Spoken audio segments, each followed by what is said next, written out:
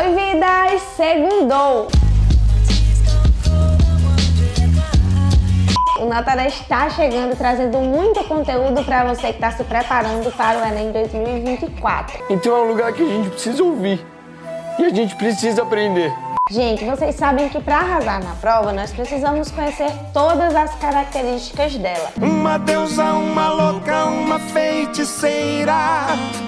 Ela é demais. Desde a estrutura até as habilidades avaliadas. É claro! E para isso, nada melhor do que treinar. Bora! Hora do show, pô! Respondendo questões. É o que nós vamos fazer agora na aula de espanhol. Olá, chicos e chicas. Sejam bem-vindos a mais uma aula aqui no Nota 10.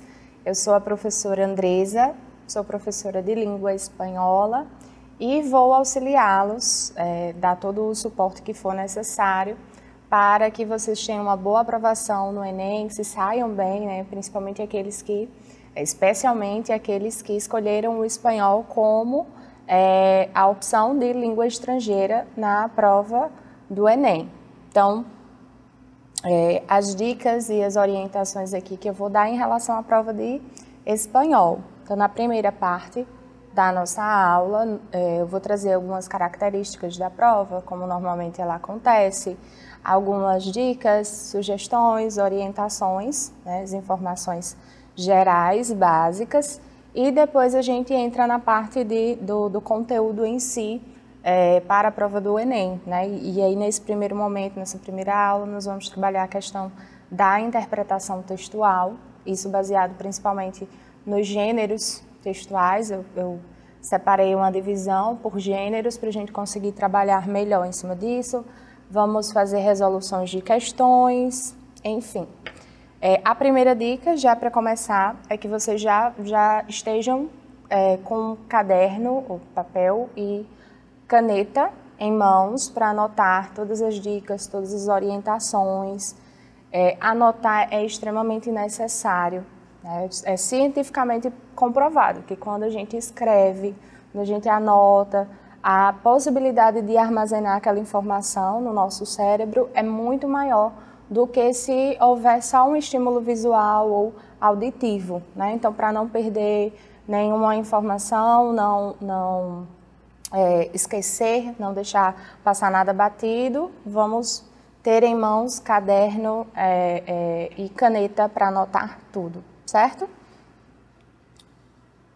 Bom, como funciona a prova de espanhol do Enem, né?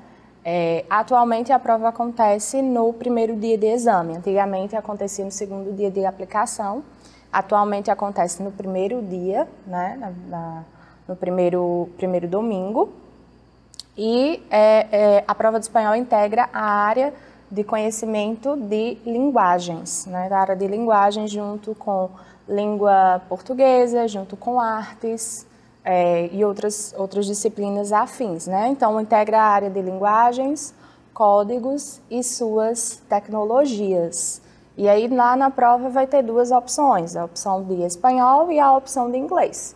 E aí tudo vai depender de como foi a sua escolha no momento de inscrição para o Enem. Se você optou por língua estrangeira moderna espanhol ou língua estrangeira moderna inglês. E aí lá na prova você vai, se tiver optado por espanhol, você vai responder apenas a prova de espanhol e do mesmo jeito anotar lá no seu gabarito, né, na sua folha de respostas. A prova de espanhol é composta por 5 questões objetivas, né? Ou seja, assim como as demais questões do exame, né, nacional do ensino médio, então são só questões de marcar, digamos assim, né? São questões objetivas. O foco é na interpretação textual.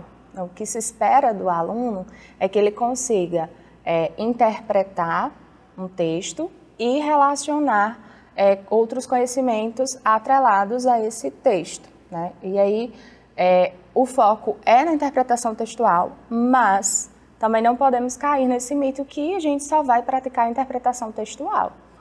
A interpretação textual é a priori, mas existem outras coisas que a gente precisa sim abordar e ter um conhecimento básico, né, como questões gramaticais, de vocabulário, enfim. Mas o foco, né, primordialmente, é a interpretação textual. O texto a ser interpretado, ele vem em língua espanhola, tá? Ele vem em espanhol e aí diversos gêneros, os gêneros são bem variados, né? Podem vir poemas, podem vir cartazes, letras de músicas, textos literários, pode apresentar também grafites, enfim, diversos gêneros textuais, né? Então, o texto ele vem apresentado em espanhol e o enunciado, né, ou seja, a pergunta ou o comando da questão vem em português, assim também como as alternativas de resposta. Algumas vezes funciona, para alguns textos, quando eles são mais longos, funciona você ler primeiro o enunciado, as opções de resposta, para depois começar a ler o texto. Por quê? Porque quando o texto ele é muito extenso, ele não é tão objetivo, acaba acontecendo da gente perder o foco do que a questão está pedindo. Então, é interessante, dependendo do texto, você já ir lendo o enunciado para voltar, para ir até o texto e fazer uma análise mais clínica, mais objetiva, mais direta, e assim não se perde muito, né? Não perde muito o foco. Então, só resumindo, a prova vai acontecer no primeiro dia de exame, faz parte da área de linguagens, são 5 questões objetivas, né? Todas as questões de marcar. O foco principal é a interpretação de texto. O texto ele vai ser apresentado em espanhol para ser interpretado e o enunciado e as questões, as alternativas de resposta em português, certo? E o que é que eu tenho que estudar para a prova de espanhol? E aí já quero adiantar para vocês que precisa se quebrar esse mito de que eu não preciso estudar para a prova de espanhol porque espanhol é muito fácil, é muito parecido com o português, então não vou ter dificuldade nenhuma. Se você marcou a opção espanhol como língua estrangeira com esse pensamento, você precisa mudá-lo imediatamente, porque as chances de cair em uma armadilha, as chances de se dar mal são bem altas, né? Então, é verdade que o espanhol se assemelha muito ao português, claro, né? Porque eles têm a mesma raiz, né? Tanto o português como o espanhol, o italiano, o francês, são línguas derivadas do latim, são chamadas línguas neolatinas. Então, como tem a mesma raiz, são línguas próximas, né? Tem uma semelhança, sim. Mas, se você não tiver o conhecimento básico do espanhol, você acaba se confundindo, principalmente com relação aos falsos cognatos, né? Que são chamados falsos amigos. São aquelas palavras que parecem uma coisa, mas o significado é totalmente diferente. Então, essa proximidade com o português pode nos ajudar muito, né? Claro que se você não tem o conhecimento básico da língua inglesa e você for fazer o de espanhol, vai se assemelhar muito. Mas o que geralmente acontece, as pessoas que escolhem inglês, elas escolhem porque realmente estão estudando inglês. E aí as chances de sucesso são muito maiores. Enquanto que as pessoas que escolhem espanhol, escolhem e acham que não precisam estudar. E aí acaba caindo nessas armadilhas, aí que mora o perigo, entende? Então tem que estudar sim, e muito, tá? Então precisa ter um conhecimento, pelo menos, básico, né? Por onde começar? Primeiro, não tem como, não há uma forma de estudar a língua sem estudar a cultura. Língua e cultura estão diretamente relacionados. Então não tem como fazer essa dissociação. Então o primeiro passo é estudar sobre a cultura hispânica, a cultura hispano-americana, latino-americana e as suas variações linguísticas, né? Isso porque o espanhol é falado em 21 países, né? Então, as possibilidades dos acentos, né, que são os sotaques, as possibilidades de divergência de vocabulário, As próprias questões sociais, né, são diversas. Então, tem muita coisa a se explorar dessa cultura. E quando você conhece a cultura, você entende melhor a língua. Você entende por que aquela pessoa fala daquela maneira, por que usa aquele determinado vocabulário. Eu vou dar um exemplo. É muito comum na Argentina, no Uruguai, usar a expressão mi llave. Mi llave quer dizer meu chave. Chave, esse seria meu parceiro. Isso porque no período da ditadura, e que havia ali uma perseguição da ditadura militar no Uruguai, na Argentina, enfim, era comum que os amigos, os companheiros emprestassem a chave das suas casas para que essas pessoas pudessem se refugiar, né? Pessoas que eram perseguidas durante o período ali da ditadura. E aí relacionou-se esse emprestar a chave da casa a uma parceria. E ficou essa expressão, mi llave, que é o meu parceiro. Então, quando você compreende a cultura, os aspectos sociais, sociolinguísticos, você entende muito melhor a língua, né? Tem que estudar a gramática básica, apesar do foco estar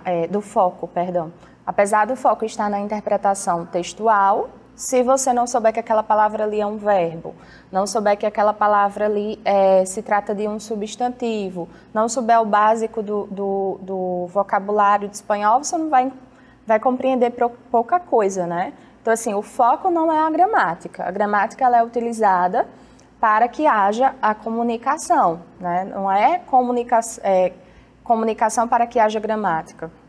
Então, assim, tem que estudar pelo menos o básico de gramática, certo? As divergências léxicas. Existem 3 divergências, que são os heterossemânticos, que se referem aos falsos cognatos, falsos amigos, os heterotônicos, que têm a divergência na tonicidade, né, na pronúncia, e os heterogenéricos, que mudam em relação ao gênero, né? Então, palavras que, por exemplo, em português são femininas, em espanhol são masculinas ou vice-versa. E aí, nessas divergências, foquem principalmente nos falsos cognatos. E aí eu estou mencionando esses conteúdos, mas a gente vai vê-los, certo? Interpretação textual. O foco principal, como eu já falei, é a interpretação de textos. E aí você sabendo esses outros aspectos, como eu mencionei, divergência léxica, o básico da gramática, a cultura, tudo isso vai favorecer para a interpretação textual. E a interpretação textual, gente, é prática. Tem que praticar, tem que ler, tem que resolver questões, enfim. Então, tem que praticar.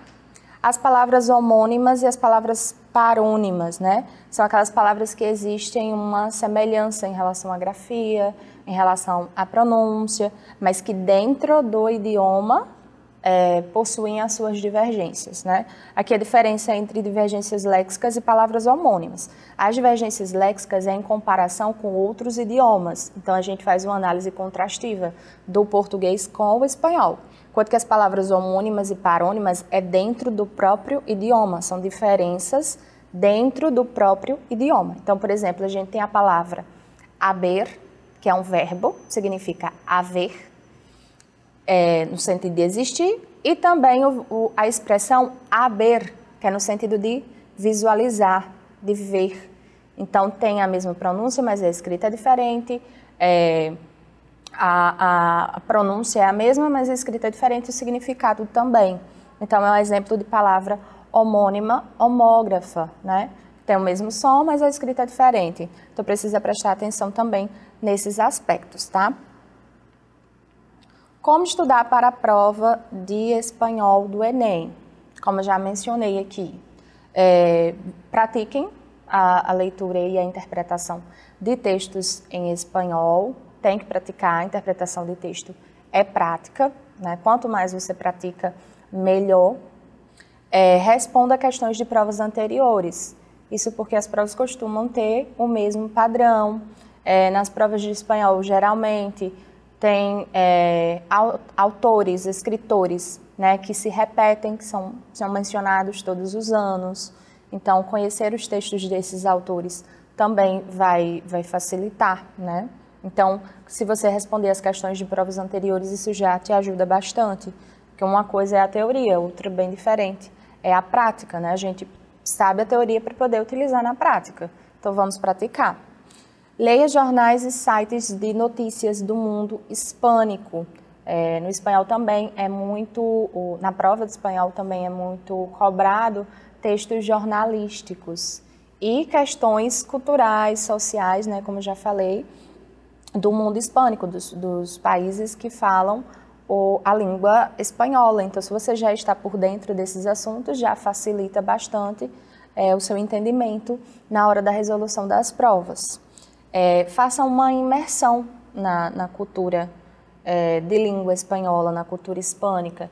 E isso você pode fazer através de músicas, né, se você gosta de música, através de filmes, né, em plataformas de filmes tem várias opções, né, em espanhol. Você pode começar tentando assistir esse filme pegar um filme que você já conhece em português, ou seja, você já sabe a história, já sabe todo o enredo, e você assisti-lo novamente, só que com o áudio em espanhol, né, com a legenda em espanhol, para você ir associando as situações, associando as palavras. Quando você já se sentir mais confiante, você tira a legenda em espanhol e deixa só o áudio, para trabalhar só a questão auditiva, né? Isso também pode ajudar bastante, vai enriquecer muito o seu vocabulário. Então, faça, se possível, uma imersão nessa cultura. E como eu já falei, faça uma escolha consciente. Não optem por fazer a prova de espanhol se vocês não têm um conhecimento básico de espanhol, né? Como eu vou optar por fazer inglês se eu, Andresa, não tenho nenhuma proximidade com o inglês? Então, do mesmo jeito, em relação ao espanhol. Não caiam nesse mito de que o espanhol é mais fácil e que, por ser mais fácil, por ser semelhante ao português, as chances de ter ter bons resultados é maior. Então, a chance, na verdade, pelo contrário, né, bem menor. Se você não faz o estudo adequado, se não se dedica no idioma, é muito provável que você se saia mal, apesar da semelhança com o português. Então, faça uma escolha consciente.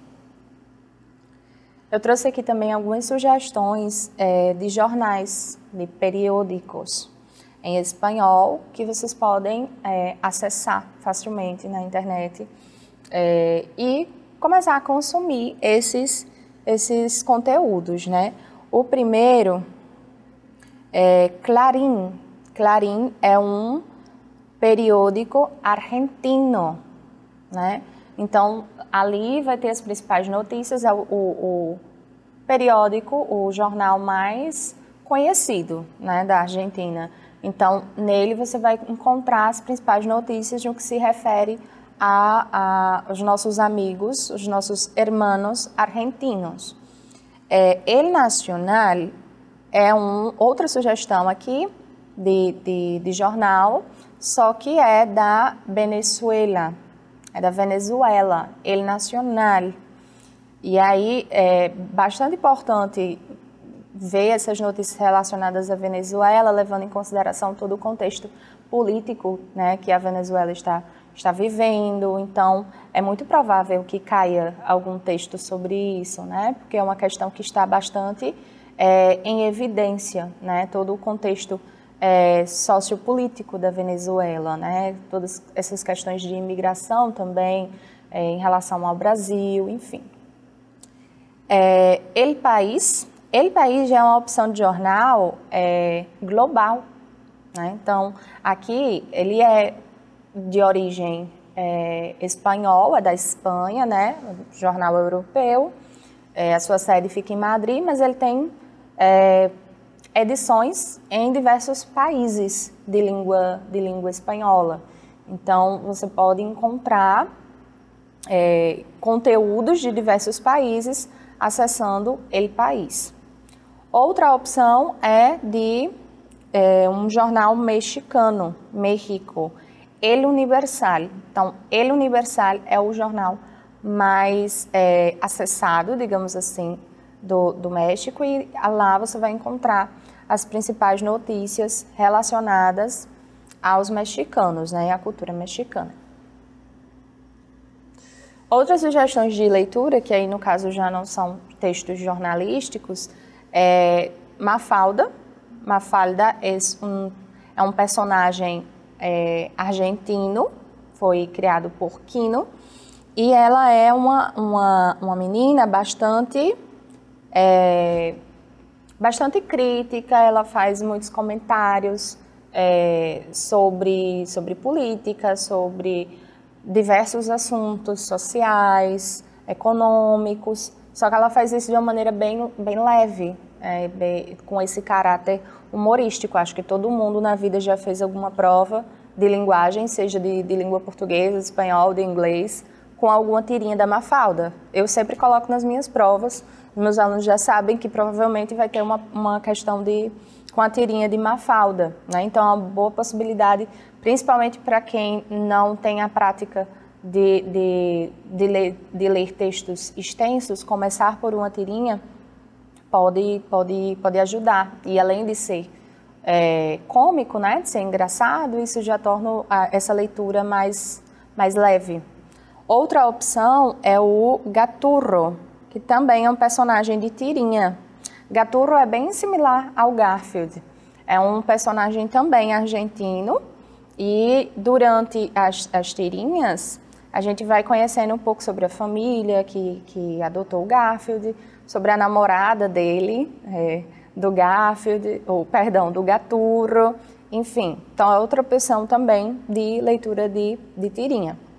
Sobre textos literários, romances, poemas, eu trouxe essas 3 opções aqui, que é de o Pablo Neruda, Chile, é um escritor chileno, acredito que todo mundo já ouviu falar a respeito. Ele é ganhador do Prêmio Nobel de Literatura, e ele escrevia principalmente poemas, né? Não só poemas, mas principalmente poemas, e de vez em quando cai questões com textos de Pablo Neruda no Enem. Então é uma boa opção ler os seus poemas, né? Além de que você, através da literatura de Pablo Neruda, você estaria se aproximando também da cultura chilena.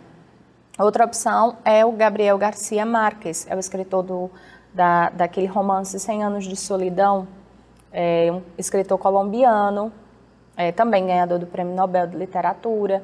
Através da literatura dele, você se aproxima bastante da cultura colombiana. Outra opção é essa escritora, Isabel Allende. Ela é chilena, mas ela também é um pouco norte-americana. Ela mora hoje em dia nos Estados Unidos, teve que se refugiar do Chile na época de ditadura. O irmão dela foi presidente do Chile, que é o Salvador Allende, e ela escreve sobre diversos temas, né? Tem lançado livros recentemente, faz parte do boom latino-americano, né? Entre o século XX e o século XXI, então é uma ótima opção de leitura. Tem 2 livros dela que eu particularmente sou fã. O primeiro livro é um de 2022, que o título é Violeta.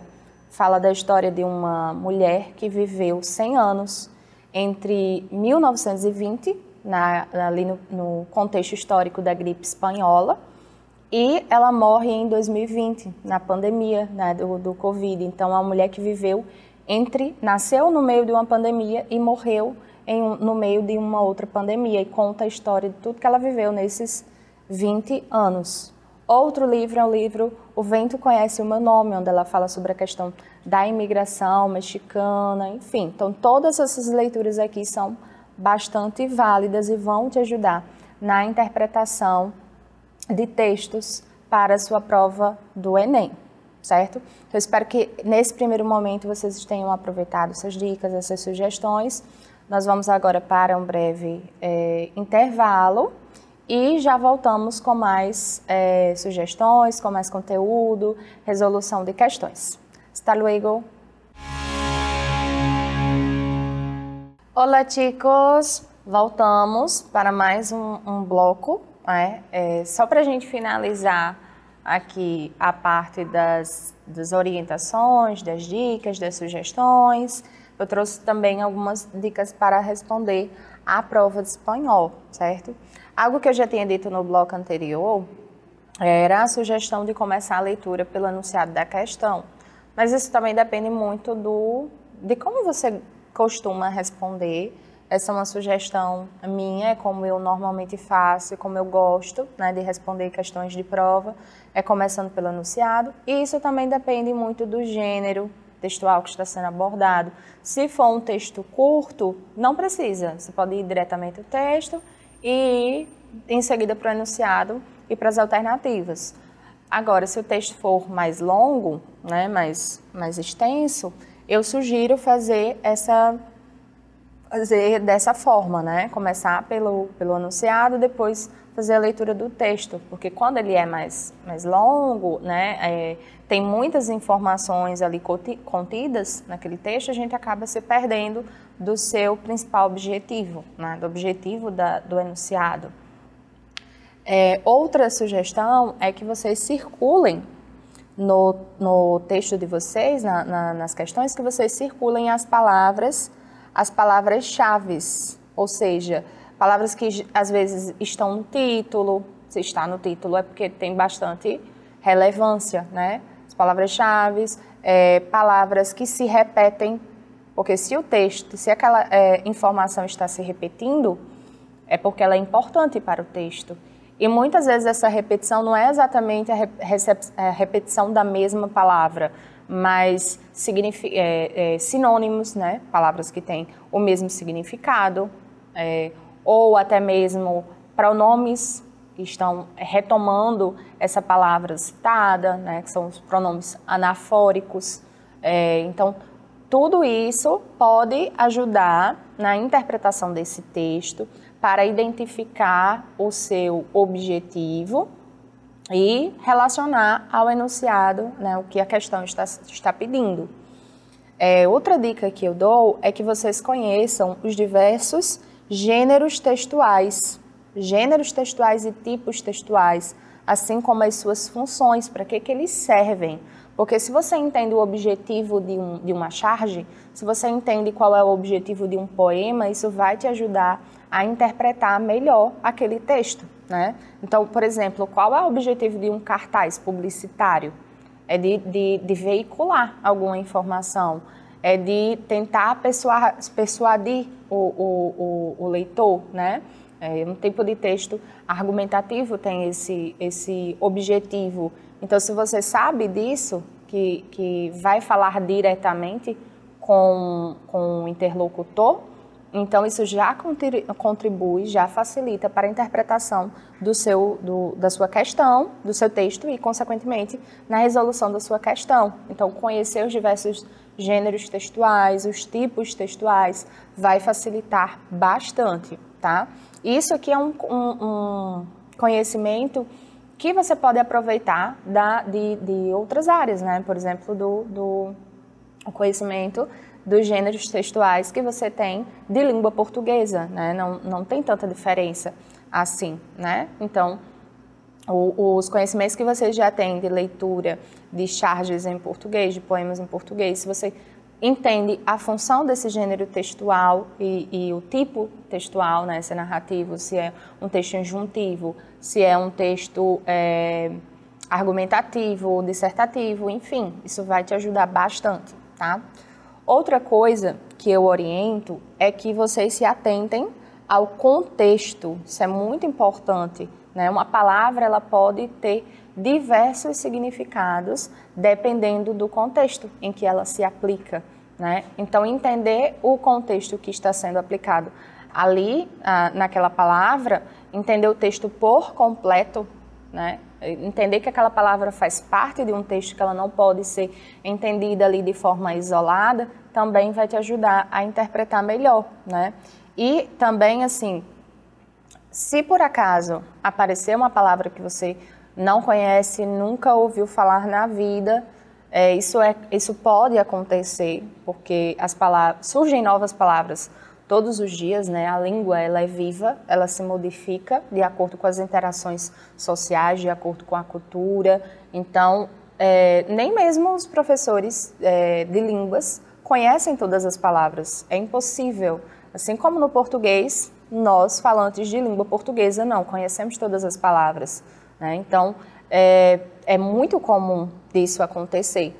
Mas você pode tentar interpretar justamente por esse contexto. Esse contexto vai te ajudar bastante, né? E é justamente isso que se espera do candidato da prova, que vai fazer a prova do Enem, né? Que ele consiga entender esse contexto, que ele consiga interpretar uma determinada situação comunicativa, tá? Então, essas seriam as sugestões. Comece pelo enunciado, circule as palavras que são chave, as palavras que se repetem, conheça os gêneros textuais, né, os diversos gêneros, charges, poemas, canções, letras de música, textos jornalísticos, textos literários, né, porque isso vai te ajudar bastante. E sempre prestar atenção ao contexto em que determinado texto está inserido, ou determinada palavra, expressão, enfim. Vamos agora para a parte de interpretação textual. Eu trouxe nesse primeiro momento questões com textos, né, do gênero poema e canções, letras de músicas, tá?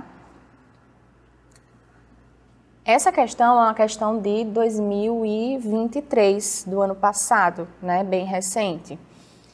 Como o texto aqui é um pouco comprido, a gente vai fazer aquela metodologia, vamos direto para o enunciado, para a gente saber o que a questão nos pede. E o enunciado diz o seguinte: para enfatizar características e atitudes que reforçam a identidade da mulher negra, o poema da escritora costarriquenha, né, da Costa Rica, apresenta. Então, aqui o que a questão quer nos saber, quer do candidato, é o que está enfatizando essas características e atitudes que reforçam a identidade dessa mulher negra. Então, vamos voltar aqui ao poema. E o poema diz o seguinte: eu vou fazer a leitura e vocês acompanham comigo em casa, certo? Me niego rotundamente a negar mi voz, mi sangre e mi piel. Piel significa pele, certo? Niego é do verbo negar, no presente indicativo. Me niego rotundamente a negar mi voz, mi sangre e mi piel. E me niego rotundamente, ó a palavra que se repete, rotundamente, me niego. Então, se essa palavra está se repetindo, é porque ela tem importância. Y me niego rotundamente a dejar de ser yo, a dejar de sentirme bien cuando miro mi rostro en el espejo con mi boca rotundamente grande, rotundamente mais uma vez, y mi nariz rotundamente hermosa. Hermosa aqui está no feminino porque se refere a nariz, certo? E nariz é um substantivo feminino, não se diz el nariz, e sim la nariz. Então, é la nariz hermosa, o nariz bonito. Y mi nariz rotundamente hermosa, y mis dientes rotundamente blancos, y mi piel valientemente negra. Y me niego categóricamente a dejar de hablar mi lengua, mi acento e minha história. Acento, um falso cognato. Acento não significa acento, significa sotaque. Então, a forma de falar. Y me niego absolutamente a ser parte de los que callan. Callan é do verbo callar, calar-se, né? De los que temen, de los que lloran, porque me acepto.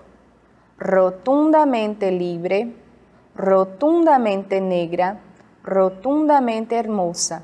Então, a gente tem aqui essa palavra se repetindo, rotundamente, rotundamente, rotundamente.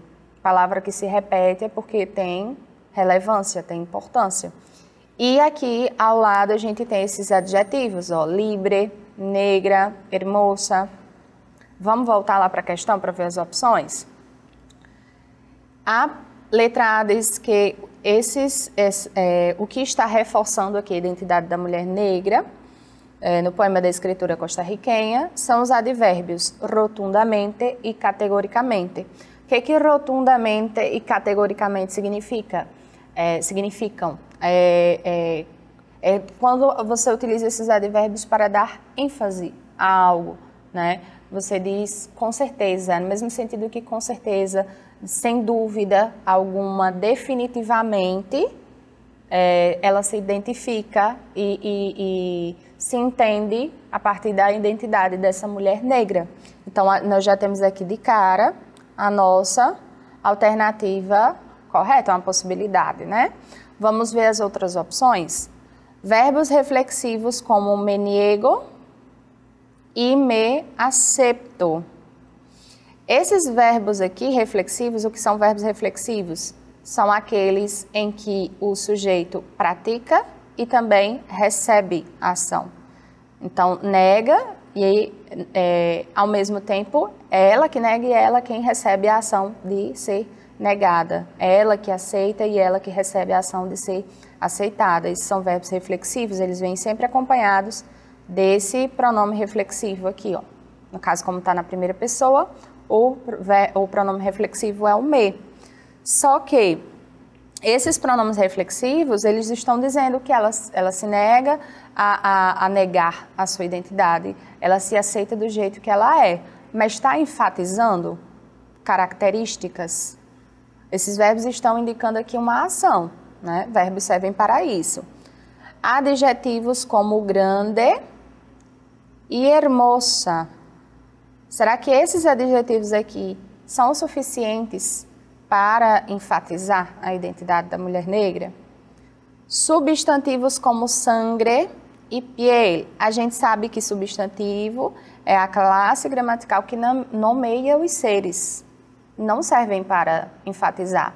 Aí a importância de entender a gramática básica, né? Não é só questão de interpretação. Substantivo não serve para enfatizar.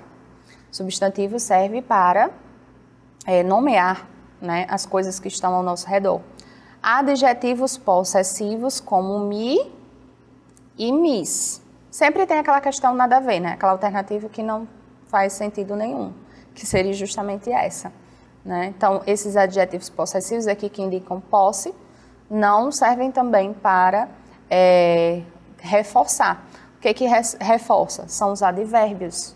Eles reforçam a ação do verbo, caracteriza a ação do verbo, ou de outros advérbios ou de adjetivos, né? Então, a nossa alternativa correta aqui seria a letra A, certo?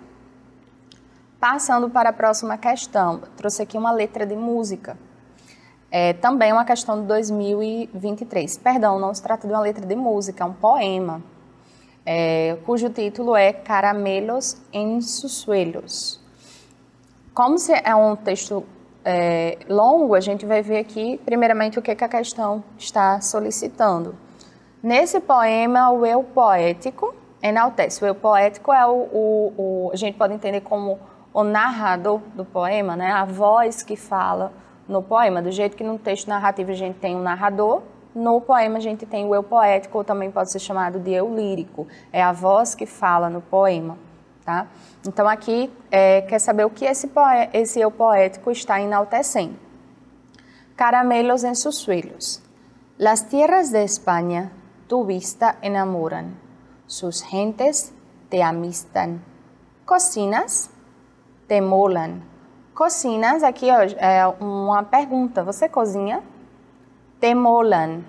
Molar é no sentido de gostar muito de fazer algo. Te mola cocinar, você gosta de cozinhar, tá? El plato común, pues, tortilla, patatas, en bares, figones o tascas, las tapas. Essas palavrinhas aqui, ó, tapas, tortilha, patatas, são pratos típicos, né, da cultura hispânica. Tapas não é bater na cara de alguém, tá? Tapa é aperitivo, né? Então, é muito comum na Espanha você passar de bar em bar, ou em cafés, né, em cafeterias, e provar diversos aperitivos junto com uma cerveja, né, ou um café. Então, aqui é um prato típico da Espanha, tá? Sabor nacional, el gazpacho, outro prato típico. É uma sopa feita à base de tomate, principalmente. Sus vinos, os vinhos. Sangria, sangria é outra bebida típica da Espanha, onde eles colocam o vinho e junto com o vinho eles colocam algumas frutas cítricas, como abacaxi, laranja, limão, enfim, e aí se torna um vinho saborizado. Basicamente isso. Jamón, jamón não é o nome de uma pessoa. Jamón é presunto, é um tipo de presunto serrano, né, da Espanha. De sabrosos cochinos, cuáles ellos te graba sus típicos platos. Sabrás por do pasas, por solo tu olfato. Si en cada lugar un sabor peculiar, al paso, cautiva tu buen paladar. São mais que receitas, não são apenas receitas. Será alegoria, será identidade. Há reserva em sua guia. Ou seja, então não é só receita, é também uma representação da identidade. A alegoria aqui tem esse sentido de representar, de tentar representar. E representar o quê? A identidade. Qual identidade? Vamos pensando aí. São platos allende um timão conductor. São mar, rios, sierras, são valles, são flor. E aportam conventos a gastronomia, sus doces, né, de modo geral, sabor celestial de Ambrósia. Então, esse é o texto e vamos ver as possibilidades aqui de resposta. O que esse eu poético enaltece? Característica amistosa do povo espanhol. O texto falou sobre característica amistosa do povo espanhol em algum momento. Falou que eles são amistosos. Acho que não, né? Beleza das paisagens naturais da Espanha. Cita as paisagens naturais da Espanha. Né? Realmente, las tierras de Espanha, tu vista enamoran. Mas esse é o foco principal do texto. Isso não é o foco, né? Então também não é uma possibilidade de resposta. Variedades de pratos na gastronomia espanhola. Falo sobre vários pratos. Mas o foco é essa variedade, é só os pratos que importam. Relação entre os sentidos do paladar e do olfato na gastronomia. Também citou paladar e olfato, mas também não é o foco do poema. Gastronomia como representação da identidade cultural de um povo. Né? Lá naquele verso, né, que eu circulei para vocês, diz justamente isso. São mais que receitas. São mais que receitas. Será a alegoria, representação, será a identidade de um povo. Né? Então, a nossa alternativa correta seria, então, letra E, gastronomia como representação da identidade de um povo. Vamos para a nossa última questão. Essa questão é a letra de música, ela é de 2018. O título é Jaula de Oro, Los Tigres del Norte, que é uma letra de um grupo musical mexicano.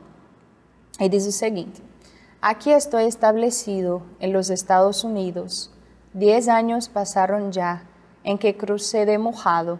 Cruzar de mojado é uma expressão para os imigrantes que cruzam ali ilegalmente a fronteira entre o México e os Estados Unidos.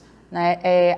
A vegetação dessa região é perpassada e essa fronteira foi estabelecida a partir do Rio Grande. Então tem um rio extenso dividindo os Estados Unidos e o México e muitas pessoas se arriscam, né, a fazer essa travessia bastante perigosa. E aí as pessoas que ultrapassam dessa maneira são chamados de los mojados. E cruzar de mojado seria atravessar do México para os Estados Unidos através desse rio, certo? papeles no he arreglado. Papeles, se a gente for fazer a tradução lá, literal, papeles significa papéis. Só que aqui, papeles tem no sentido está no sentido de documentação, ou seja, o visto. Papeles no he arreglado. As documentações eu não tenho, eu não arrumei, não consegui. Então, é um imigrante ilegal, né, que está ultrapassando essa fronteira. E aqui reforça, sigo siendo un ilegal. Tengo mi esposa y mis hijos, que me los traje muy chicos y se han olvidado ya. Olvidado é de esquecer, tá? Olvidar-se. De mi México querido. Então, mis hijos, meus filhos, los traje muy chicos, muito pequenos, y se han olvidado ya, que se esqueceram, de mi México querido, del que yo nunca me olvido. Então, ele está dizendo, eu não me esqueço do meu país, mas os meus filhos já esqueceram a sua identidade.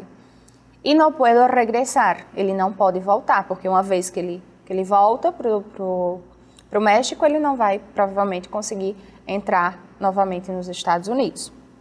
Mis hijos no hablan comigo. Hablar, né, significa falar. Os meus filhos não falam comigo. Outro idioma han aprendido, ou seja, o idioma dos Estados Unidos, né, o inglês.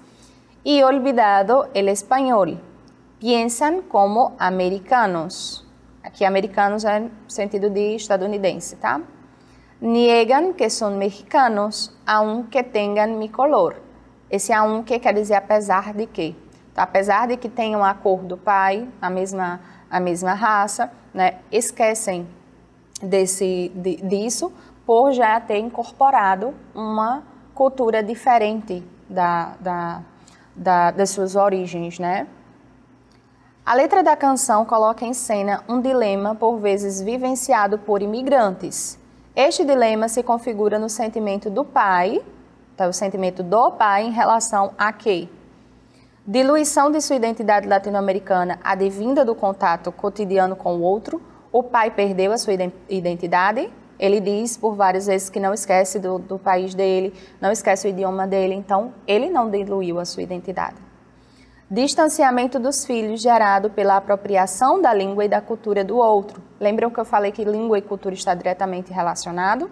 Então, se aproxima de uma nova língua, você também vai estar se aproximando de uma nova cultura. E aqui houve a apropriação, né? Não houve uma inter-relação entre o idioma espanhol e o inglês, né? Houve, na verdade, uma apropriação da língua do outro. E isso provocou o quê? Que os filhos se distanciassem dele. Ele tem uma língua diferente, ele tem uma cultura diferente. Então, a nossa alternativa de resposta seria, então, a letra B. Só vendo aqui quais as outras, né? Por que nós não vamos marcar elas. Preconceito étnico-racial sofrido pelos imigrantes mexicanos no novo país. Isso aqui é uma realidade, mas o texto não aborda isso. Desejo de se integrar à nova cultura e de se comunicar na outra língua. Em nenhum momento ele fala isso. Ele não quer esquecer das suas origens. Vergonha perante os filhos de viver ilegalmente em outro país. Né? O texto também não aborda nada disso, não fala sobre vergonha de viver ilegalmente, né? Ele cita que vive ilegalmente, mas não fala nada a respeito se possui alguma vergonha, né? Então, a alternativa correta seria a letra B. Então, é isso. Nós fizemos essa resolução de questões de interpretação de texto. Espero ter ajudado e contribuído. Nós nos veremos em breve numa nova aula, né? E vamos abordar outros gêneros textuais. Adiós! Vidinhas, o Nota 10 arrasa, né? Sempre trazendo os assuntos mais cobrados para vocês ficarem por dentro. Nós estamos em outro patamar. E já que a gente aproveitou muito essa aula de espanhol, que tal continuar nesse clima de linguagens? Não depende só de nós outros, mas vamos fazer de nós outros, trabalhando. Vamos de aula de inglês com o professor Juan Honório. Don't write in English, they said. English is not your mother tongue. The language I speak becomes mine. Its distortions, its queerness, all mine, mine alone. It's half English, half Indian, funny perhaps, but it's honest. It is as human as I am human. It voices my joys, my longings, my hopes. Com esse poema belíssimo de Kamala Das, que a gente começa a nossa aula de hoje, que vai abordar cultura, um ponto importante nas questões de língua inglesa no Enem. Poemas e músicas são geralmente as questões que mais tiram o sono das pessoas quando estão pensando em estudar para a prova de língua inglesa, porque são questões que vão um pouquinho além da objetividade. Mas eu vou mostrar para vocês hoje que juntando todas aquelas informações das aulas anteriores, a gente consegue sim ser bem objetivo, mesmo com o texto lírico. Começando com esse poema de Kamala que eu acabei de recitar, nós temos um contexto bem específico quando ele foi escrito. É um momento ali em 1965, em que muitas pessoas na Índia ainda tinham uma certa resistência com a língua inglesa, porque eles tinham essa memória de uma língua de opressão, já que eles foram obrigados a aprender quando houve a dominação por parte do Império Britânico. Então ficou ainda esse resquício e essa indisposição com a língua. E aí a Kamala era muito criticada por escrever seus poemas também em inglês. Ela começa dizendo, ó, não escreva em inglês, eles disseram. Inglês não é só a língua materna. A língua que eu falo, ela disse, se torna minha, totalmente minha, com suas distorções, suas estranhezas. Ela é metade inglês, metade indiana, mas ela é honesta. Ela é tão humana como eu sou humana. Ela dá voz às minhas alegrias, dá voz às minhas esperanças. Então ela estava falando aí que a língua não necessariamente vai fazer ela se tornar um ser colonizado, mas que ela usa aquela língua que foi de opressão para agora se expressar, para mostrar para o mundo como ela se sente. Essa questão, ela saiu com o seguinte enunciado. A poetisa Kamala Das, como muitos escritores indianos, escreve obras em inglês, apesar de não ser a sua primeira língua. Nesses versos, ela usa a língua inglesa com efeito humorístico, recorre a vozes de vários escritores ingleses, adverte sobre o uso distorcido da língua, demonstra consciência de sua identidade linguística ou ela reconhece a incompreensão na sua maneira de falar inglês. Bom, quando a gente fala de poema e música, nós não podemos fazer aquelas estratégias de início e final, porque existe toda uma criação artística que na junção das palavras, dos versos, vai dar um sentido específico. Então, normalmente, a gente precisa fazer uma leitura mais cuidadosa. E aí, como eu já fiz a tradução para vocês, a gente vê que ela estava sendo criticada por usar o inglês, que era uma língua de opressão, e ela rebate dizendo, essa língua não é deles. Se eu falo essa língua é minha, mesmo eu sendo indiana. Então, nós temos aí um retrato da consciência que a Kamala demonstrava em relação à língua inglesa. Eu posso escrever nessa língua e mesmo assim ser indiana, mesmo assim ter a minha identidade preservada. Então, letra D é a resposta e o gabarito para essa questão. Só para a gente começar entendendo como se analisa uma questão como essa, sempre com um pouquinho mais de cuidado.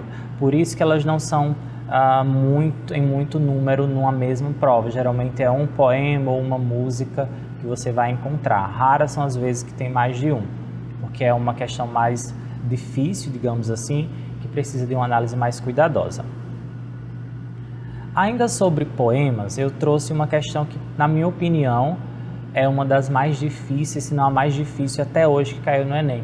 Justamente por essa necessidade da gente fazer uma análise passo a passo do que está sendo criado e construído. Ainda assim, eu poderia ser objetivo com ela, mas para ter uma segurança é preciso uma leitura mais cuidadosa. O enunciado diz que o escritor nigeriano Chinua Achebe traz uma reflexão sobre a situação dos refugiados. Eu já tenho um contexto aí, refugiado e cenário pós-guerra civil. Essa reflexão é construída, então veja que o enunciado quer que você diga como ele construiu. Então a gente precisa analisar o passo a passo desse poema. por meio da representação de uma mãe. O que essa mãe está explorando? Demonstração de orgulho por não precisar pedir doação. Essa a gente já exclui pelo enunciado, porque se eu tenho um cenário pós-guerra, eu tenho um cenário de refugiados e essa mãe está orgulhosa por não precisar de doação, nós sabemos que infelizmente não é o cenário que existe realmente. Descrições artísticas detalhadas de uma obra conhecida, aceitação de um diagnóstico de doença terminal do filho, consternação ao visitar o túmulo do seu filho recém-nascido, impressões sensoriais experimentadas no ambiente. Vamos ao texto. Aqui é só o início, ele é um poema mais extenso. Vamos começar aqui com essa análise. No Madonna and child could touch her tenderness for a son. A gente já começa voltando lá na aula sobre o background knowledge. Quem conhece o Madonna and Child, que é uma obra de arte, né? Uma obra que representa Maria com a criança, o menino Jesus, já tem uma noção que esse poema vai ter a visão de uma mãe com o sofrimento por um filho. Nenhuma Madonna and Child, nenhuma dessas obras que representam Maria e Jesus poderiam se aproximar da delicadeza dela com o filho. O filho que ela vai precisar esquecer. Então já temos aí um cenário que não é favorável para aquele orgulho que não precisa de doação. Aqui na continuação, nós temos her eyes, seus olhos. Nos seus olhos ela tem memory, memória. Nós vemos também palms, que são as palmas das mãos. Vemos ainda, lendo com mais cuidado, que ela fala sobre hair, sobre o cabelo. Humming in her eyes, esse humming, ele significa cantarolar. Então nós temos aqui os olhos, as palmas das mãos, temos ela cantarolando. E temos também ainda um momento em que ele vai falar sobre o smell, sobre o cheiro forte que tem no lugar. Temos um momento em que ele vai falar sobre o smile, sobre o sorriso. Então, nesse momento aqui, a gente chega a uma conclusão bem específica sobre esse poema. Ele falou sobre os olhos, sobre o cheiro, sobre ela cantarolar, sobre ela passar as palmas das mãos na cabeça do filho enquanto arruma ele, enquanto dá banho. Então, vamos lá. Visão, olfato, tato. O que isso tudo representa? Como é que a gente nomeia isso tudo? É uma descrição artística? É uma aceitação de um diagnóstico? É uma consternação? Ou é uma impressão sensorial? Por essas expressões a gente já consegue chegar à nossa alternativa. Ela sentiu o cheiro e isso, inclusive, foi uma estratégia do autor para colocar a pessoa que está lendo o poema lá naquela situação, fazer você se sentir lá. Ele diz qual é o cheiro, ele diz o que ela está vendo, onde que ela está tocando.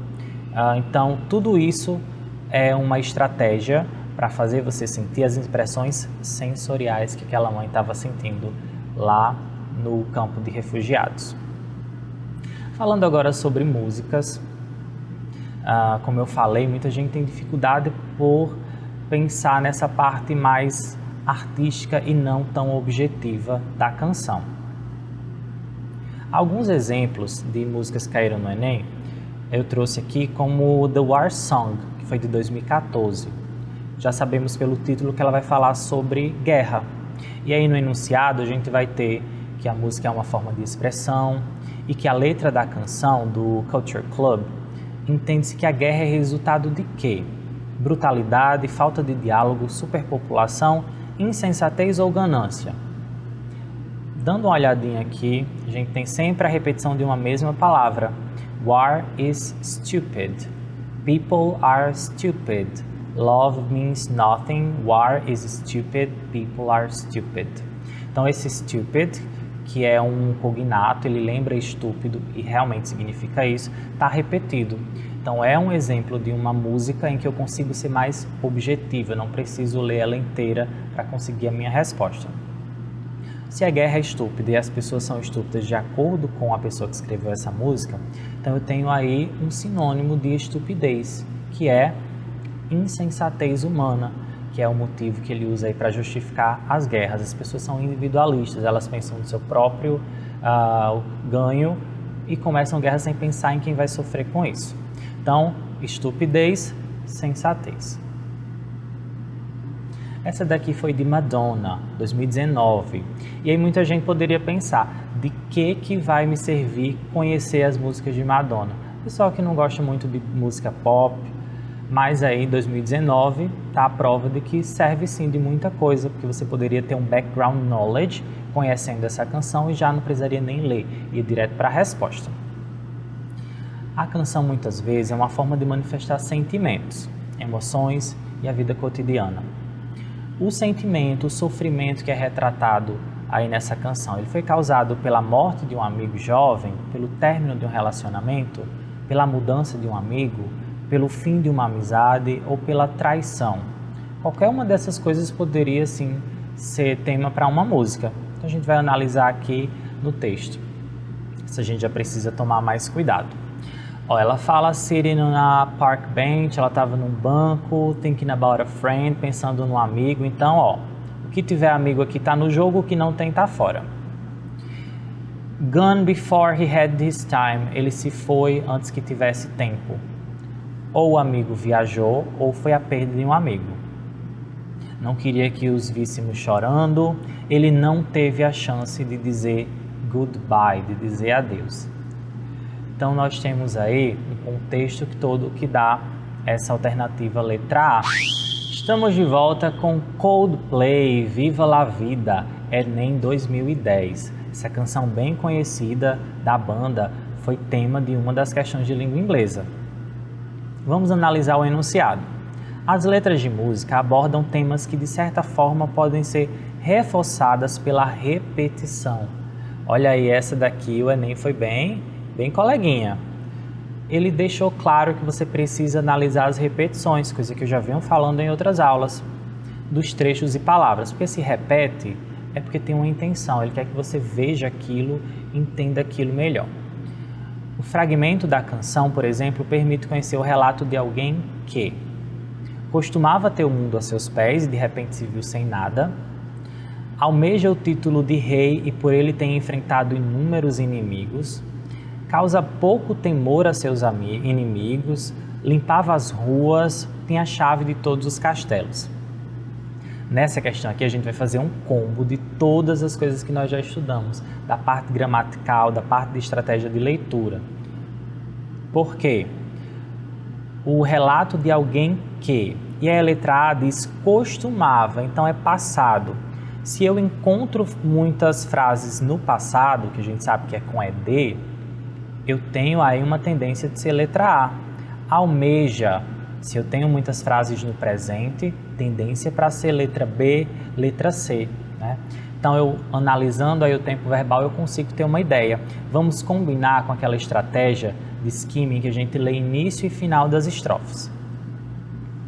Primeira estrofe ele fala I used to rule the world. Eu tenho passado, né? Eu costumava, used. Eu costumava governar o mundo. E aí, now in the morning I sleep alone, agora eu durmo só. Segunda estrofe, começa repetição. O enunciado falou sobre repetição, então vamos focar em repetição. I used to roll the dice. Ele repete, eu costumava, eu que dava os dados, eu que decidia tudo. E agora, the old king is dead. Agora, o velho rei está morto. Então, nós vamos associar esse tempo verbal, de eu costumava, com essa complementação de agora é tudo diferente para chegar a uma alternativa. Então, ó, letra B e C já estão fora pela predominância verbal do passado. Não falou em chave de castelo e nem de limpar as ruas. Então, nós temos aí uma resposta direcionada para a letra A. Ele tinha o mundo a seus pés, inclusive ele fala sobre o mundo no início, né? Eu que governava o mundo e de repente se viu sem nada, o velho rei está morto. Letra A é a resposta. Masters of War. Guerra foi um tema bem recorrente em questões que envolviam músicas. Já tivemos uma, que foi a War is Stupid, temos essa do Bob Dylan, e tem mais uma também. A letra da canção de Masters of War faz questionamentos, reflexões que aparecem na forma de protesto. Esse protesto é contra o quê?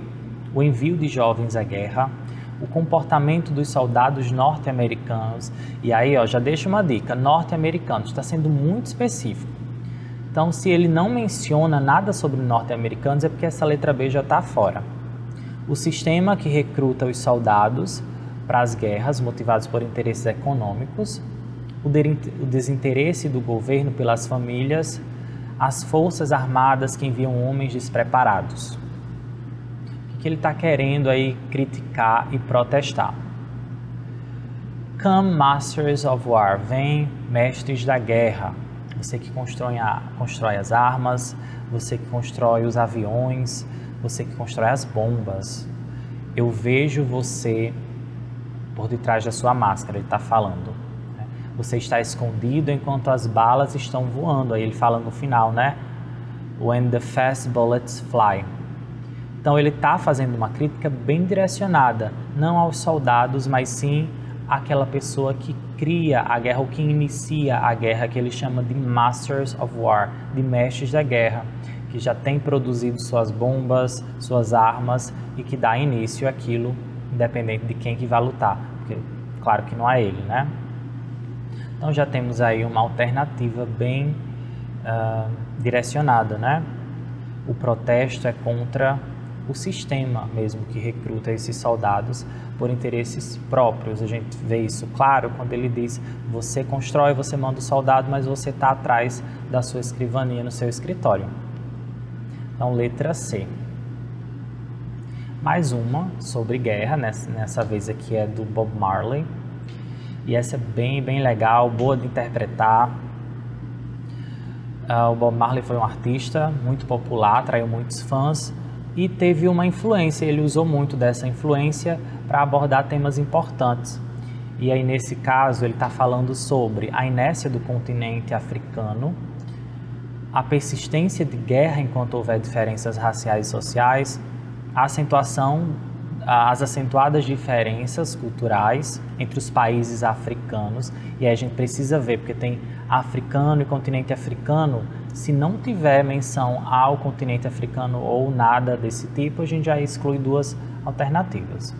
A discrepância social entre moçambicanos e angolanos, se não tiver também muito específico moçambicano e angolano, a alternativa já está fora. Ou a fragilidade das diferenças raciais.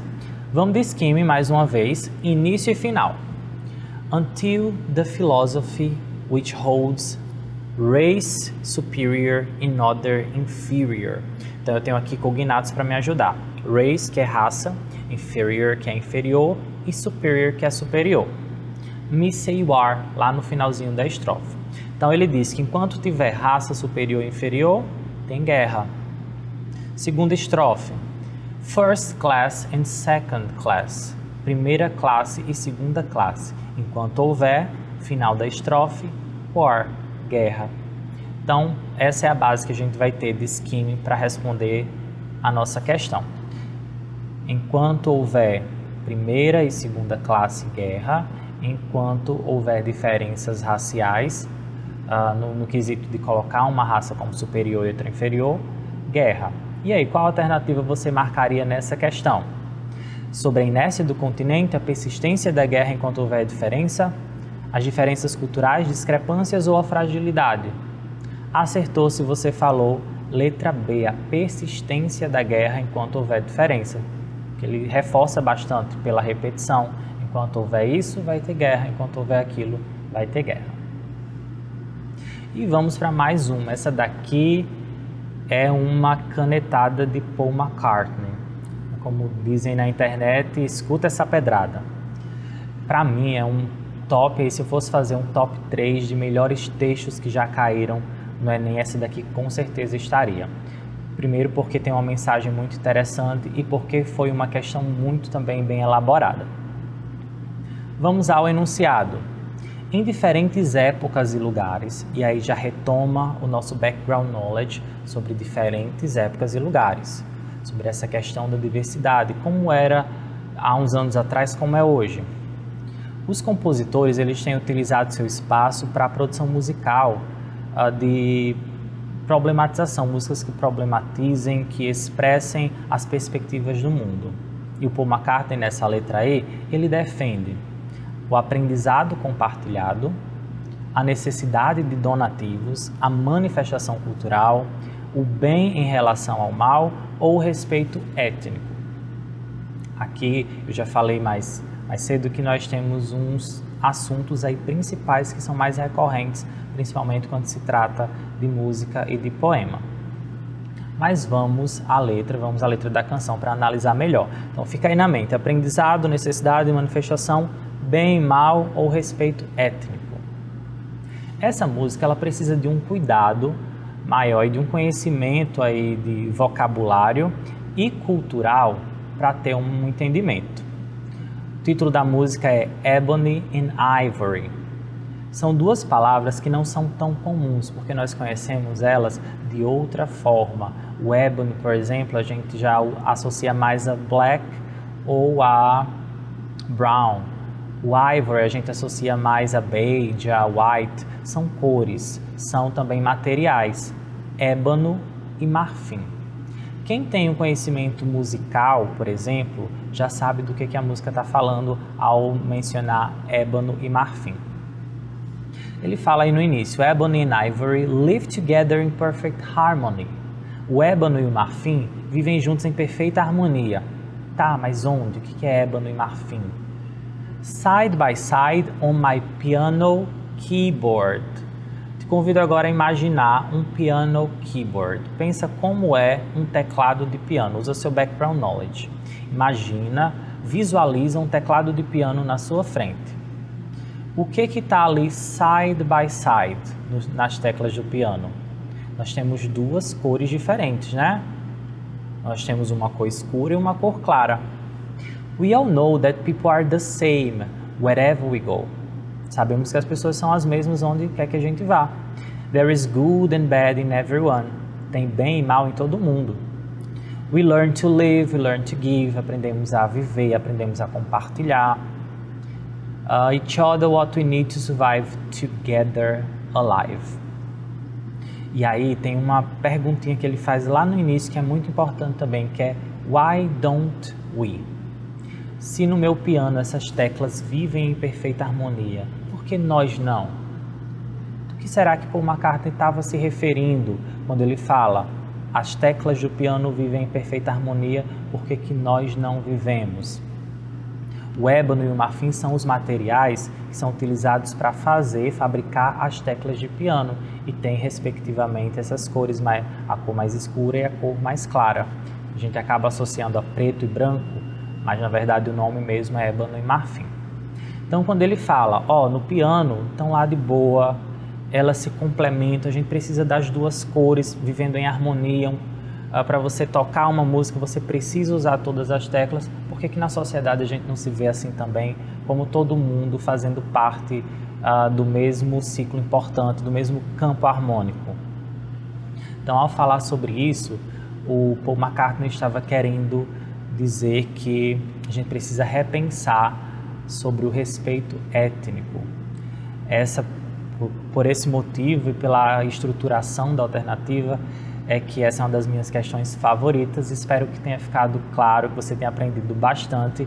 Arrasa lá no Enem. Boa prova!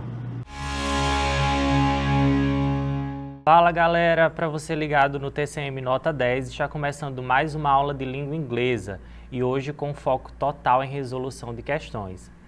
Ativa o modo turbo aí que hoje vai ser pressão. Bom, você já deve saber até aqui que as questões de língua inglesa elas são focadas em interpretação de texto. E existem dois tipos de questões basicamente no Enem.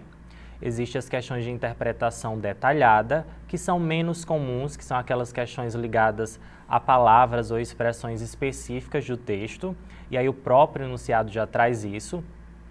E existem também as questões de interpretação geral, que são questões ligadas a ideias, mensagens e ao objetivo do texto ou do autor com aquela escrita. Mas o que talvez você ainda não saiba é que a sua compreensão do texto está diretamente ligada à sua compreensão do enunciado, ou seja, o tanto que você entendeu da pergunta que foi feita. Por isso, nós vamos analisar com detalhe os enunciados de hoje numa seleção bem variada de textos. Para começar com esse aqui de 2010, The Weatherman. Esse texto, ele traz uma característica bem regional, bem específica, apesar de não ter no seu enunciado palavras ou expressões que ele cobra. Mas sabemos que está ligado ao conhecimento de background knowledge, que é o conhecimento de mundo, de cultura.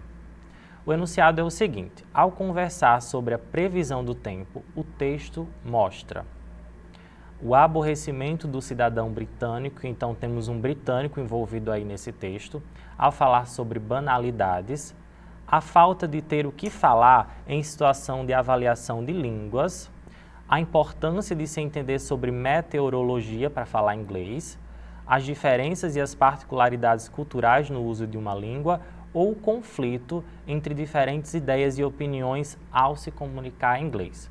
Uma dessas alternativas aí está ligado ao que o enunciado está pedindo. Então vamos lá procurar.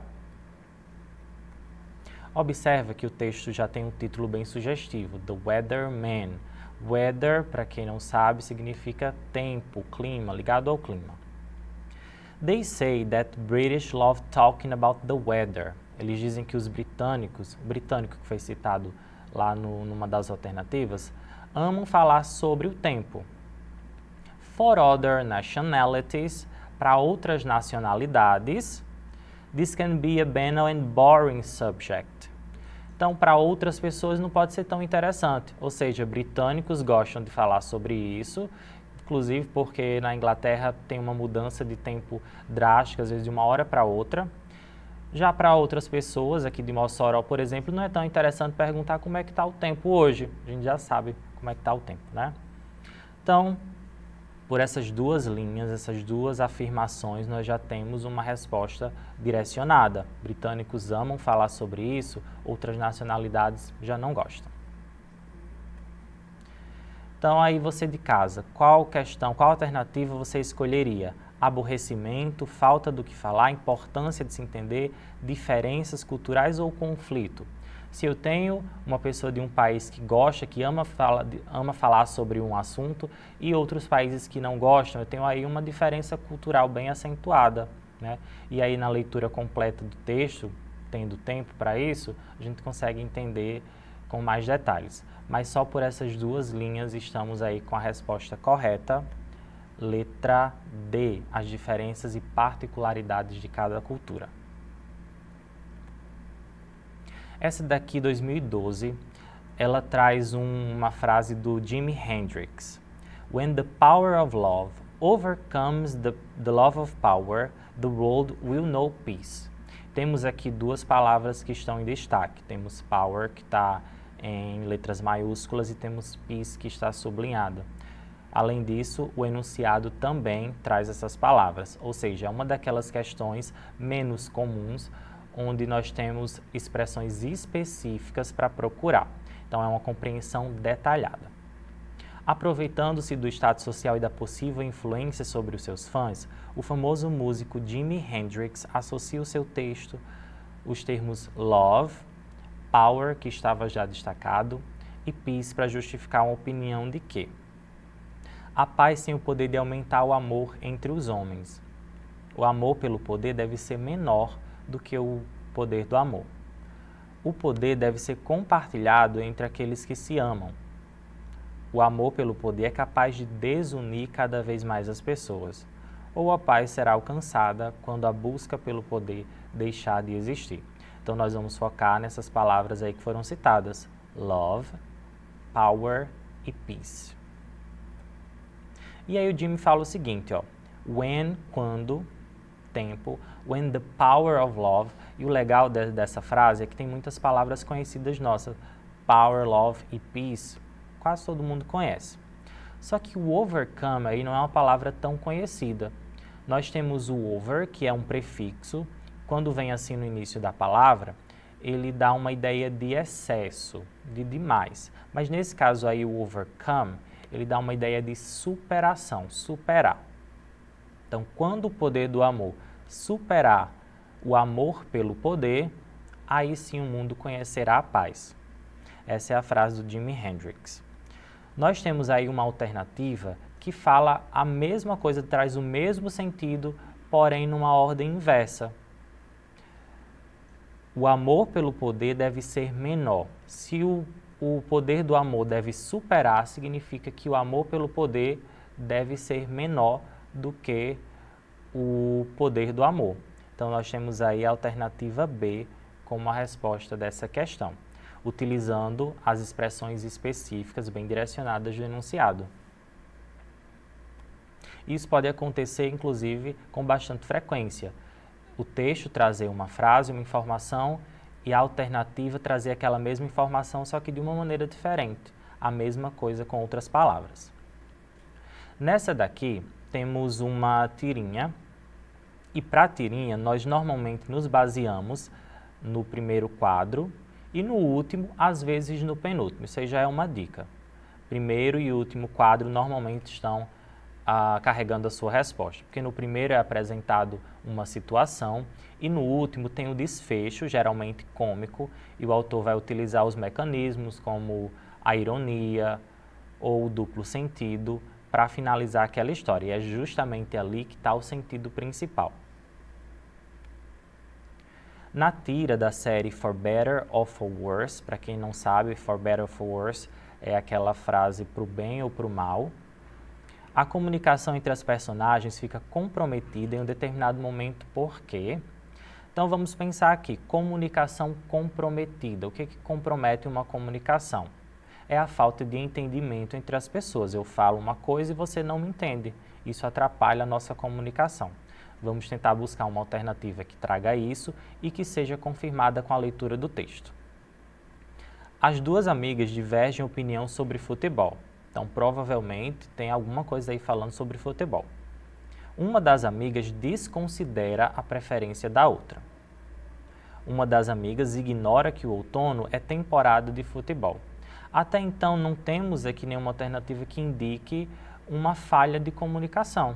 Até então, são opiniões diferentes, mas não necessariamente eu falei uma coisa e você não entendeu.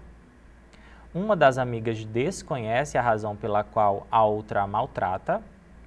As duas amigas atribuem sentidos diferentes para a palavra season. Eu acho que você já entendeu qual é a resposta dessa antes de fazer a leitura, mas vamos confirmar. Well, here it is, the season that I hate. Para quem não sabe, season indica temporada. A gente vê as temporadas de série, normalmente tem a season, season 1, season 2. Mas também pode significar estações do ano, outono, verão, inverno. Então a primeira personagem começa falando Here it is, the season that I hate. E no último quadrinho temos ela falando I'm talking about football. Vamos procurar em um quadrinho onde tem uma expressão de falta de comunicação. E aí encontramos no penúltimo. E aí, como eu falei, primeiro, último e às vezes penúltimo carregam bastante do sentido. Então a personagem que falou lá no início, ela está com uma expressão bem incomodada, ela diz I'm not talking about autumn. Autumn, que é o outono, uma estação do ano.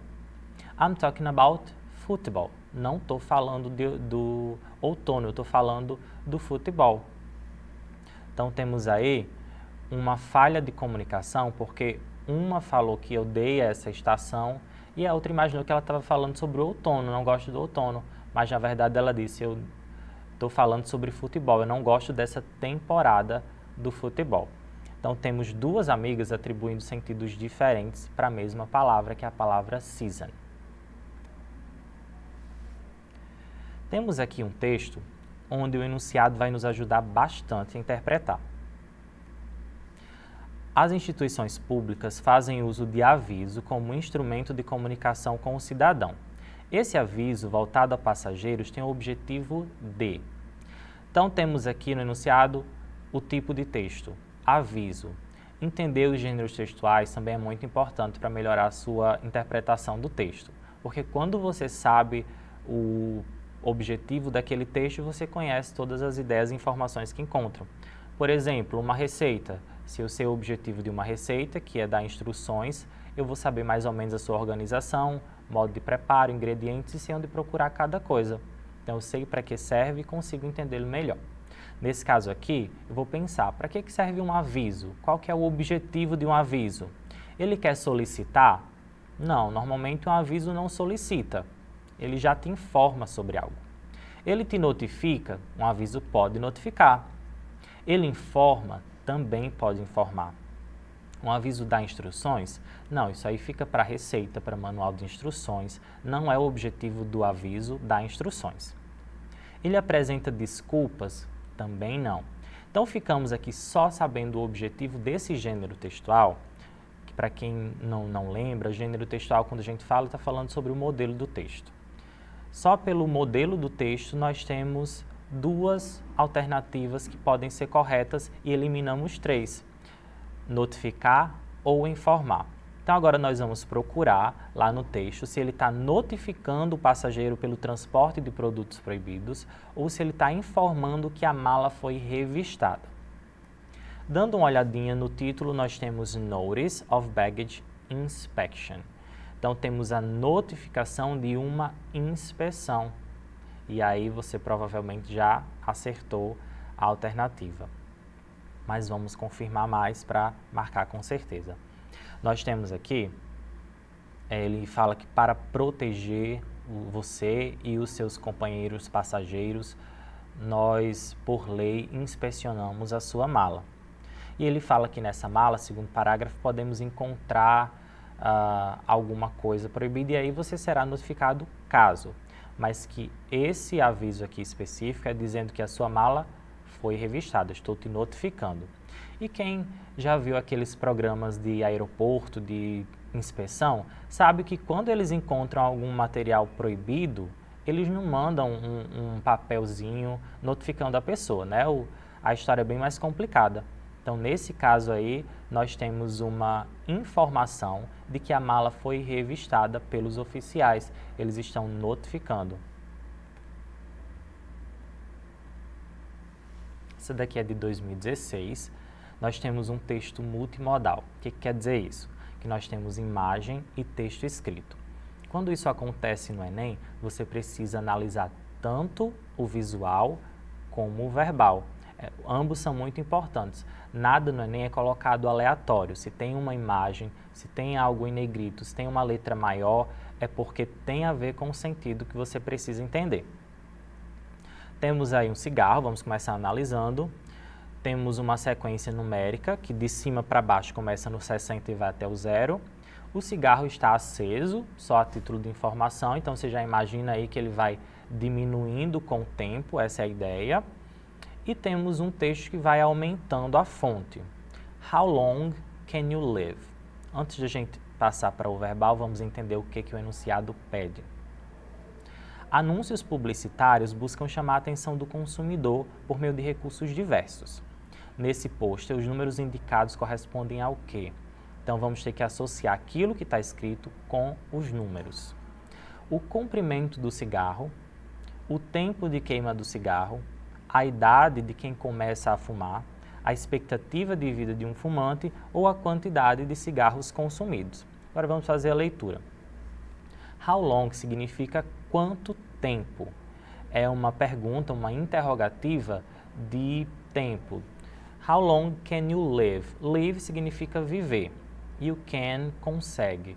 Quanto tempo você consegue viver? Veja que o live está numa fonte bem maior. Então, só associando a palavra live aos números, nós já temos uma ideia de expectativa de vida. Então, veja que quando o texto ele é multimodal, nos dá essa facilidade de compreensão. Eu analiso a imagem junto com o que está mais destacado na parte verbal e consigo encontrar a minha alternativa. E até aqui você já percebeu que o enunciado traz muitas dicas, por isso que eu falei no início, é importante ler e entender. A sua compreensão do texto está diretamente ligada à compreensão da pergunta.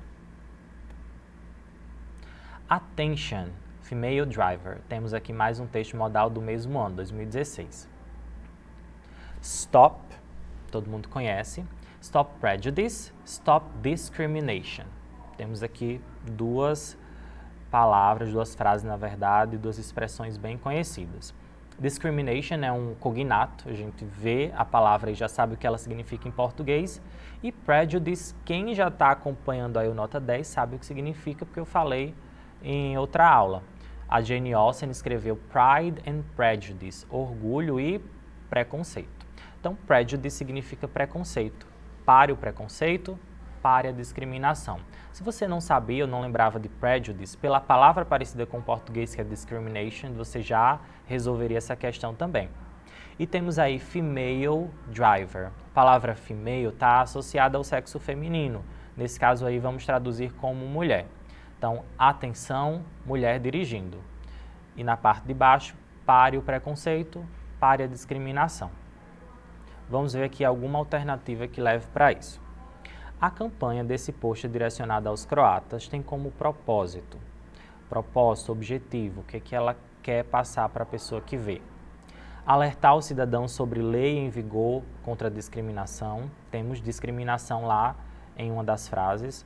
Conscientizar sobre as consequências do preconceito na sociedade, reduzir os prejuízos causados por motoristas alcoolizados, aí não temos nada de referência a álcool, então já essa letra C está fora. Fazer uma crítica à falta de habilidade das mulheres ao volante ou evitar os acidentes de trânsito envolvendo mulheres. Então a gente tem que procurar aí alguma referência à lei, a consequências, a causas, a falta de habilidade, uma crítica ou acidente. Voltando lá, nós temos na segunda parte aí da escrita, The Anti-Discrimination Act is in force. Esse act, que significa ato ou atuar, também tem o sentido de lei, um ato normativo.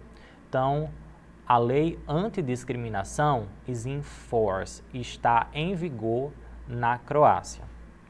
Logo, esse texto aí, ele tem o objetivo de alertar os cidadãos sobre a lei em vigor contra a discriminação. Está dizendo, ó, para a discriminação, porque inclusive tem lei já em vigor sobre isso, se liga. Essa aqui é de 2018, bem interessante, mais um texto multimodal. Temos aí dois adolescentes aparentemente conversando. E o enunciado diz o seguinte, bem direto, no cartoon, a crítica está no fato de a sociedade exigir do adolescente que... Então, é o seguinte, quando nós falamos sobre cartoon, a ideia é sempre de crítica, é sempre de trazer um contraponto, algo sobre a sociedade. Nesse caso aí, vamos analisar sem ler o texto rapidinho. A sociedade exige que o adolescente se aposente? Ela exige que ele amadureça? Ela exige que ele estude? Legal, né? Ela exige que ele se forme rapidamente? Ou ela exige que ele ouça? Bom, não está muito na ata do adolescente ouvir, né? Se aposentar também não é uma coisa que a gente cobra de um adolescente. Então, cobra que ele estude, que ele amadureça, que ele se forme rapidamente também não, cada coisa no seu tempo. Mas vamos ver o que ele está falando. Nós temos aí ele falando que quando ele tinha 5 years, pediram para que ele fosse big boy. Você já é um rapazinho. Quando ele completou 10, diziam para ele ser more mature, seja mais maduro, você já é um rapaz, já é quase um adulto, né? É mais ou menos assim que a gente fala com eles. Então, esse texto mostra que a sociedade ela exige que o adolescente tenha uma maturidade que não está condizente com a idade dele, ou seja, exige que ele amadureça precocemente. Então, esse é mais um exemplo de que, analisando bem o enunciado e as alternativas, você consegue ter um bom resultado na prova de língua inglesa. Bom, essas são as dicas de hoje. Espero que tenha ajudado. Desejo uma ótima prova para vocês e cola aí no Nota 10 que é sucesso.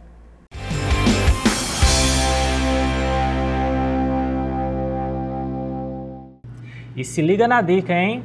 Nós sabemos que a prova do Enem é uma prova de administração de tempo. E isso em língua inglesa é muito importante, porque os textos estão em outra língua, em outro idioma. Então a dica é, não começa direto pelo texto. Quando você começa lendo o texto, às vezes você perde muito tempo tentando entendê-lo. Então você precisa iniciar pelo enunciado. Ali você vai encontrar o objetivo da questão, o que ele espera de você e assim decidir qual estratégia traçar. Se você vai ler, por exemplo, usando skimming, início e final do texto, se você vai fazer um scanning, buscando apenas a palavra que foi mencionada e relacionar sempre tudo com as alternativas disponíveis. Assim você vai ter um número de acertos muito maior. Então, chegou lá na prova, não se perde lendo o texto inteiro, porque às vezes você lê o texto, mas a questão só queria saber de uma palavra específica. Olha o tempo que a gente perde. Se eu leio o enunciado e entendo, eu consigo responder bem. E o Nota 10 prometeu tudo e entregou muito mais na revisão de linguagens. Independentemente de qual tenha sido a sua opção de língua estrangeira para a prova, deu para aproveitar muito as aulas, né? Receba a inteligência. E o vídeo de hoje está chegando ao fim. Lembrando que você confere todo o nosso conteúdo através do nosso canal e também através das nossas redes sociais. Aproveita que você está aí no Instagram, dando uma stalkeada e outra e confere lá o nosso @, tá? Arrasta pra cima e vem ser feliz, viu? Sexta eu tô de volta com mais aula. Tchau, tchau!